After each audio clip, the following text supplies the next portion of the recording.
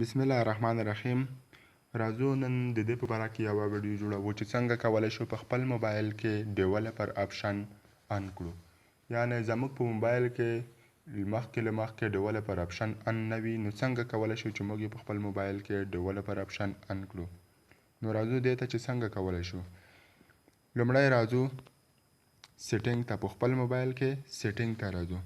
کله مو چې په سیټینګ باندې کلیک وکړ، د هغه نه وروسته راځو لاندې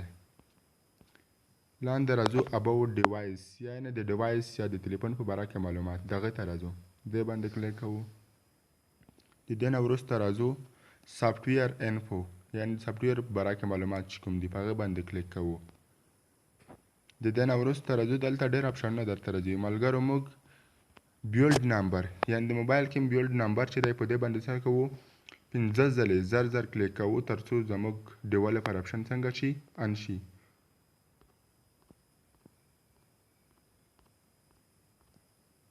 ملګرو دا دی زموږ ډیولپر آپشن څنګه دی، ان شو.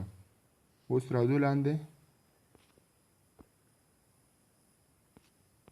ملګرو دا دی اوس زموږ په موبایل کې ډیولپر آپشن چې دی ان شو. مخکې څنګه وو، نه وو. نو که تاسو لومړی ځل خپل موبایل وګورئ په هغه کې به ډیولپر آپشن نه وي.